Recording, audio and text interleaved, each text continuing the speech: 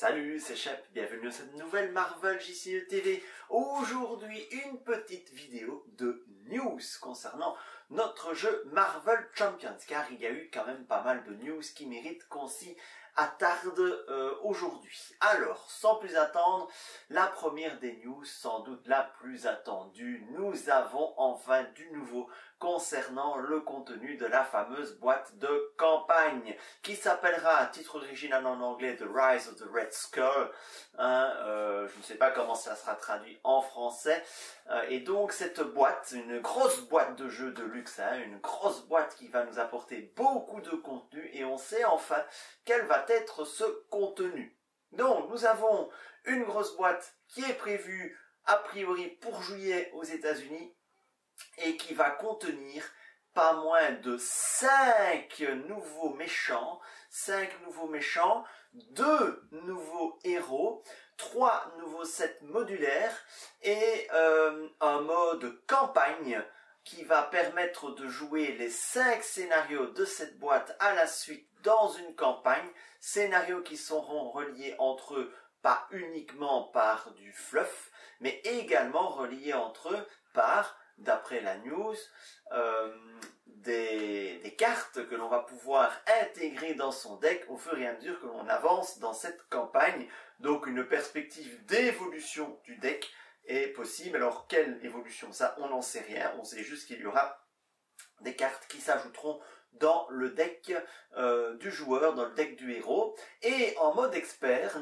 notez bien qu'en mode expert, il y aura toujours dans cette campagne une notion de dégâts persistants. Donc c'est-à-dire que les dégâts, on peut supposer que les dégâts que vous allez subir contre un méchant seront au moins en partie conservés pour le méchant suivant, et il semblerait que les possibilités de se soigner entre les scénarios vous coûtent des obligations à intégrer dans votre deck pour pouvoir vous soigner, de vilaines obligations d'après la news. Nous verrons bien cela, mais en tout cas, Marvel nous avait promis un mode campagne, il arrive. Alors sera-t-il très intéressant comme il l'est dans Arkham, ou complètement raté comme il l'a été de mon point de vue dans Le Seigneur des Anneaux? Nous verrons bien lorsque nous aurons plus d'informations sur le sujet. Donc 5 nouveaux méchants, c'est pas mal, on va quand même avoir un gros paquet de nouveaux scénarios en plus, parce que pour l'instant c'est vrai que je trouve personnellement que c'est ce qui manque un petit peu dans Marvel Champions, c'est quelques méchants supplémentaires. Pour l'instant, avec nos 3 de la boîte de base plus le bouffon vert, eh bien on manque un petit peu de contenu. Même si, rappelons-le, d'ici la sortie de cette grosse boîte de luxe, nous aurons encore un méchant qui doit sortir, les démolisseurs, un paquet méchant qui doit sortir, les démolisseurs. Notez que ce scénario pack ne contiendra qu'un seul scénario, pas de set modulaire, donc quelque chose vraiment de tout à fait standalone. Nous avons encore 4 paquets de héros qui doivent arriver. Nous avons encore Thor, Black Widow, Doctor Strange et Hulk qui doivent arriver. Je me demande s'il n'y en a pas encore un, si je n'en ai pas encore oublié un, s'il n'y en a pas 5 qui doivent nous arriver d'ici là, mais c'est au moins 4 qui doivent nous arriver d'ici là. Et donc nous avons cette grosse boîte de luxe qui va arriver, donc d'après le calendrier aux États-Unis en juillet. Bon, avec la crise que nous connaissons tous pour l'instant, les dates de sortie sont encore plus incertaines que d'habitude, en particulier en VF, étant donné que tout pour le moment est suspendu au niveau de la publication des extensions en VF, dans le but, soulignons-le, cette suspension, dans le but de ne pas nuire aux petites boutiques locales qui sont obligées d'être fermées pour l'instant pour cause de crise du coronavirus, et donc pour ne pas outrageusement favoriser le commerce en ligne et permettre aussi à ces petites boutiques d'écouler ces paquets. C'est un beau geste de la part d'Asmodée également, de penser aux petites boutiques et de ne pas continuer à écouler et de voir les boutiques en ligne toutes trustées. On risque de couler les boutiques locales qui sont pourtant très importantes, parce que les boutiques locales, contrairement aux boutiques en ligne, eh bien les boutiques locales, elles organisent des événements, elles organisent des tournois, elles organisent des rassemblements, elles contribuent beaucoup dans l'aspect communautaire du jeu, et donc je voulais des jeux en général, Et donc je voulais souligner cela vraiment, allez acheter à votre petite boutique plutôt que de céder à la facilité de la boutique en ligne. Vous tisserez peut-être des contacts avec des joueurs, des contacts avec le tenancier de votre boutique qui vous donnera des informations très intéressantes sur les jeux, qui saura vous conseiller. Bref, moi je me suis passé j'achetais mes trucs en ligne à je vais dans ma boutique et je ne le regrette absolument pas. Alors bien sûr ça me prend du temps, je dois m'organiser pour aller à la boutique. La boutique parfois subit des retards bien indépendants de sa volonté d'ailleurs, hein. Et donc il faut être patient alors que d'autres ont déjà leur paquet acheté tout frais en ligne. Et ben moi je dois attendre parfois une semaine ou deux en plus, mais voilà, au final j'y gagne en termes relationnels à être dans ma boutique qui m'offre un espace de jeu. J'ai pu rencontrer des joueurs grâce à cette boutique. Bref, vraiment, en cette période qui nous pousse à réfléchir, allez vers votre boutique locale si vous en avez une. Vraiment, c'est très très important. Mais bon voilà, j'ai un petit peu digressé sur le sujet d'origine. Donc, récapitulons, une belle boîte de luxe, 5 nouveaux méchants, 2 nouveaux héros. Alors le but de cette vidéo n'est pas de vous faire une preview du spoil de ces nouveaux héros. Ceux qui me connaissent savent que je n'aime pas ça, je n'aime pas spoiler. J'aime bien garder les choses bien secrètes, même si c'est vrai que les images défilent à côté de moi, hein, mais c'est juste à titre illustratif. Donc je ne vais pas passer en revue les informations qu'on a déjà sur ces héros, juste peut-être leur nom. Nous aurons un Hawkeye en héros et nous aurons une Spider-Woman. Et alors, certes, je n'aime pas le spoil, mais je vais quand même spoiler un truc concernant Spider-Woman, parce que c'est quelque chose de très très très important et qui va vraiment encore faire avancer le jeu d'un niveau. C'est que Spider-Woman, elle est bi-classée. Ça veut donc dire que vous pouvez mettre dans son paquet des cartes de 2 aspects différents. Vous devez mettre exactement le même nombre de cartes de chacun de ces 2 aspects. C'est une contrainte supplémentaire, mais bon sang, ça ouvre des perspectives en termes de deck building assez extraordinaires. Je parie qu'on va beaucoup voir Spider-Woman sur les tables lorsqu'elle sera sortie. Alors, je n'en dirai pas plus au niveau j'en ai déjà trop dit sans doute, mais je n'en dirai pas plus au niveau des héros. On les découvrira lorsqu'on les reviewera, et j'imagine que l'open the box de cette boîte de luxe prendra un certain temps, pour ne pas dire un temps certain. Alors tant qu'on y est, toujours dans les news, FFG a dévoilé son calendrier des prochaines sorties de Marvel Champions après juillet, sans dévoiler l'identité évidemment des héros ou des méchants, mais nous aurons a priori au mois d'août un pack méchant suivi de 4 packs héros en septembre, octobre, novembre et décembre. Donc voilà un petit peu le calendrier des sorties jusqu'à la fin de l'année. Donc nous avons de sources sûres encore donc 4 héros qui doivent arriver ici, la Deluxe, 4 héros qui arriveront derrière.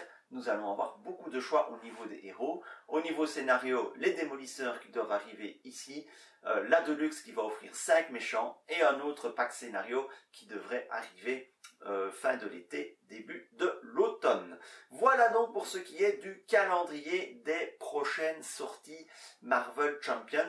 Ça nous promet évidemment beaucoup d'action et j'espère que ce mode campagne sera vraiment intéressant à jouer.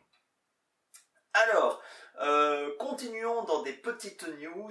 Alors, il y a quelques semaines, on nous a publié une news, c'est le mode héroïque. Donc, des nouveaux modes de difficulté ont en fait été introduits dans Marvel Champions. Donc, vous saviez qu'il y en a déjà 2 de modes de difficulté, le mode standard et le mode expert. Hein, donc, le mode expert par rapport au mode standard, c'est quoi? On joue avec la forme 2 et 3 du méchant et au lieu de la forme 1 et 2, et on résout tout ce qui concerne la mise en place expert quand ça, le cas échéant. Et on rajoute surtout le set de cartes expert, hein, les 3 cartes supplémentaires experts dans le deck de rencontre. Et vous avez 2 nouveaux modes de jeu. Alors vous avez le mode de jeu rookie, qui sera sans doute traduit par débutant ou facile. Donc le mode de jeu rookie débutant sera un mode de jeu où vous ne devez vaincre que le stade 1 du méchant. Donc pour ceux qui ont des difficultés à vaincre les méchants en mode standard, vous pourrez vous contenter de vaincre juste le stade 1 du méchant. Ce mode rookie a aussi l'avantage de considérablement accélérer les parties, enfin considérablement j'exagère, mais d'un peu accélérer les parties pour ceux qui trouvaient peut-être le mode standard un peu long. Rien ne vous empêche, même si c'est pas écrit officiellement dans les règles, rien ne vous empêche que d'adapter votre mode rookie au stade 2 ou au stade 3 du méchant, pourquoi pas, hein, mais bon, voilà.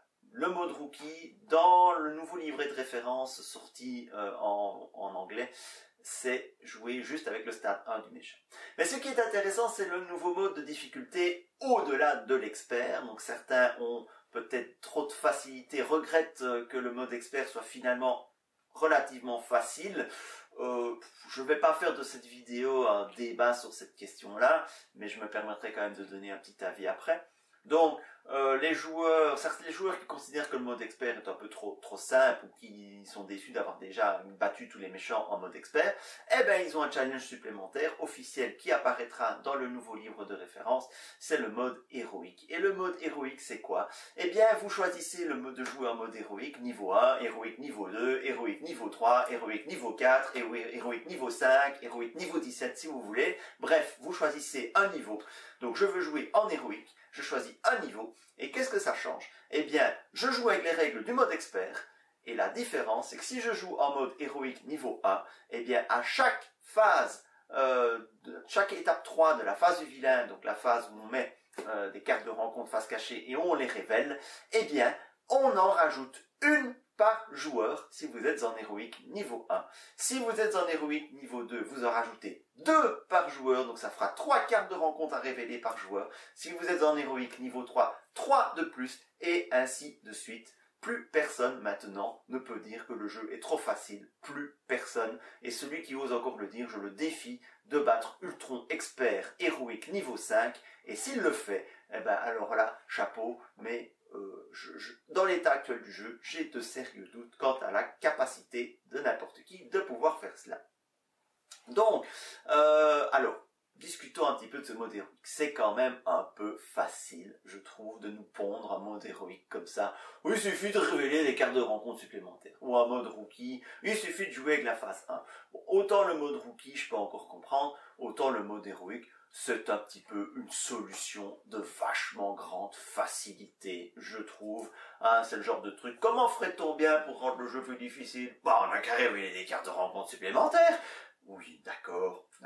C'est pas l'idée du siècle, j'avoue.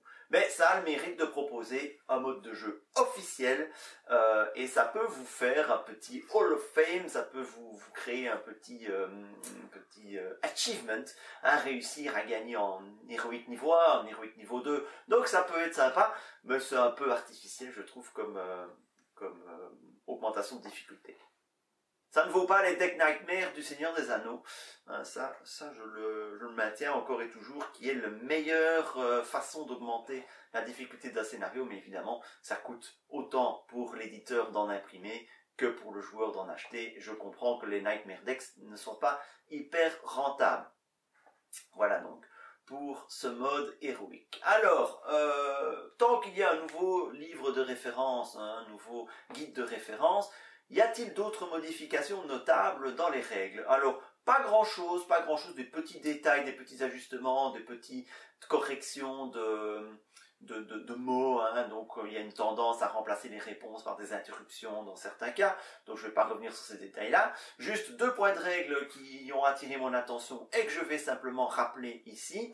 Le premier, c'est que lorsque vous avez une carte qui vous permet de dépasser votre limite d'alliés, comme le Triskelion par exemple, hein, et que vous perdez cette carte, et que vous vous retrouvez avec un nombre d'alliés finalement supérieur à ce que vous pouvez. Donc le Triskelion vous permet d'avoir 4 alliés. Supposons qu'une carte vous fait défausser le Triskelion, et que vous avez 4 alliés en jeu. Vous vous retrouvez donc avec 4 alliés en jeu, mais sans le Triskelion, alors que normalement vous ne pouvez en avoir que 3. Dans ce cas, les nouvelles règles du guide de référence précisent qu'il faut immédiatement se défausser d'un allié pour arriver à la limite de 3. Hein, donc la condition maximum, nombre maximum d'alliés doit être rencontrée en permanence. C'est un état permanent, ce n'est pas un état que l'on calcule au moment où on joue un allié, mais c'est un état que l'on calcule en permanence. Ça, c'est un premier point de règle. Deuxième point de règle, c'est une précision concernant le rayon répulseur d'Iron Man.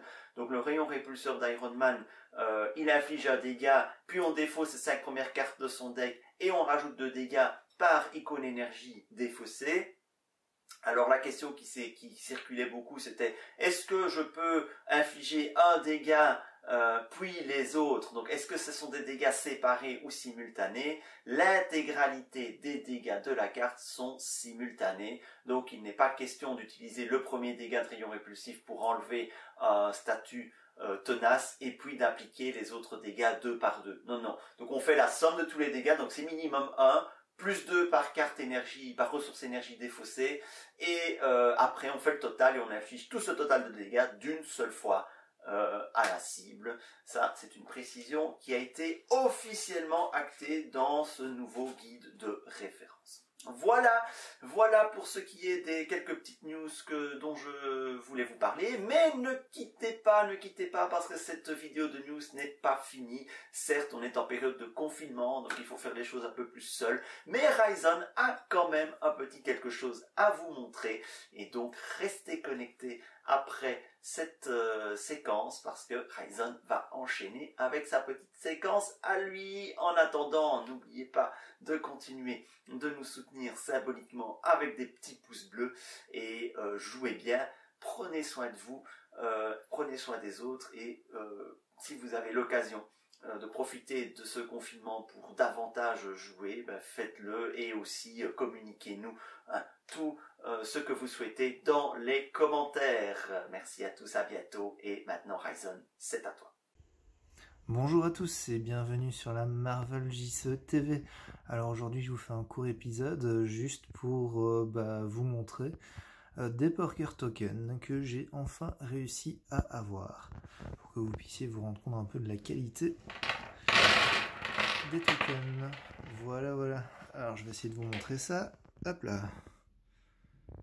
Ah non, ça ne marche pas. Il va falloir que je vous le montre comme ceci. Donc voilà.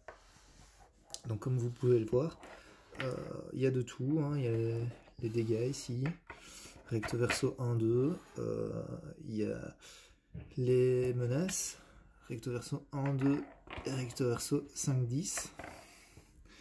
Il y a les différents statuts, voilà, paf, des compteurs génériques, double face 1, 2. Donc voilà, c'est vraiment des tokens qui sont très chouettes à prendre en main, comparé à ce qu'on peut trouver dans la boîte de base.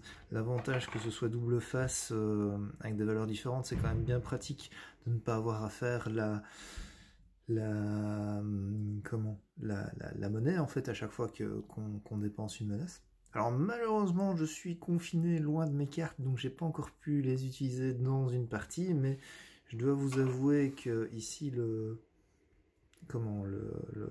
ressenti en main, ça a un certain poids, c'est quand même très agréable. Voilà. Donc moi je suis alors a priori plutôt satisfait du set, hein. Le truc un peu pénible, c'est que comme vous pouvez peut-être le voir ici, voilà, il faut une pièce de 2 cents à l'intérieur des tokens. Donc ça c'est le côté un peu pénible, il vous faut 50 pièces de 2 cents pour pouvoir coller la plaque de token que vous recevez. Et en fait c'est une plaque autocollante que vous devez coller sur des pièces de 2 cents. Voilà. Bah écoutez, moi étant loin de mon studio d'enregistrement, loin de mes cartes, c'est un peu compliqué pour l'instant de vous faire des vidéos pendant le confinement.